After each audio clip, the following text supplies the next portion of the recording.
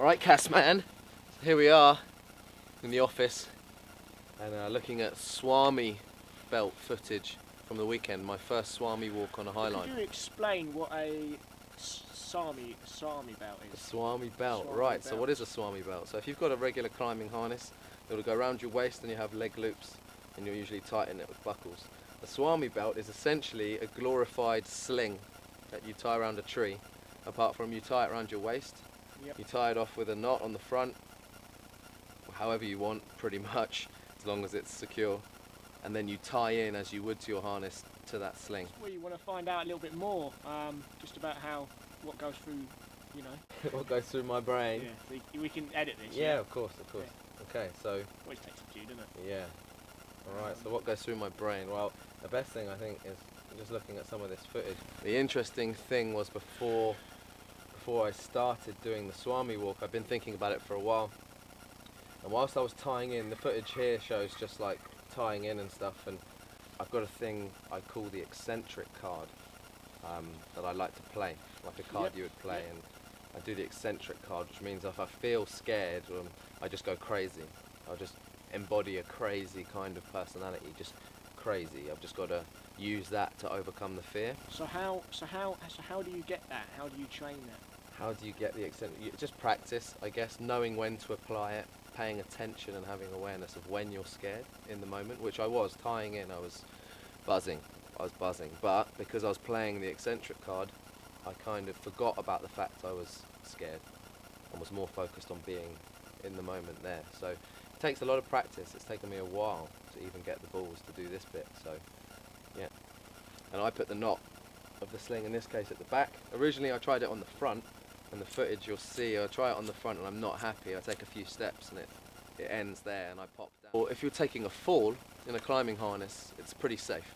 It's a pretty safe thing to go through if you know what you're doing. You take a fall in a Swami belt, suddenly the hip support changes. In a regular harness you have hip support and that's where the fall will go. On a Swami it's tied around your waist, so there's no legs and nothing to hold it there, so it will just shoot up to the armpits and do whatever damage it can on the way. So it's pretty different. It's a pretty different design in terms of physics. What sort of advice would you give them about when it's ready to use the Salami belt? I'm having trouble saying it because it's a weird word. Salami belt. Wow. Very weird word. What would I say to newcomers? I'd say you'll know when you're ready, but that's a long way away. It's a long way away. Yeah, basically when you was on the line and you were about to fall. Yeah. What was going through your mind before, during and after on that session? On that session, so before, it's kind of like what I mentioned earlier, I just played the eccentric card, I was buzzing. During was crazy, so right now you can see where I'm walking, I'm on my last bit of ascent. Walking was intense. My brain was so loud, the voice in my head was like shouting a million things. So the real difficulty came in trying to quieten that voice with a bit of willpower and breathing and some other stuff. That was during, and during I did fall. I fell twice and I caught the line twice. You've got to have confidence in your catch, is what I remember saying. I was like, you're confident in your catch, and that was it. I sort of almost hesitated and gave up, and that caused me to fall. What does one hope to gain out of this? And what's the end of achievement for you, really? Where does it stop? Satisfaction, I suppose. Yeah.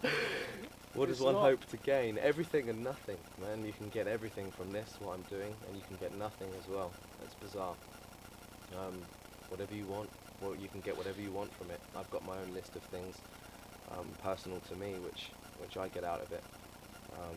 But yes, satisfaction, man. I mean, shit, gives me a reason to be here.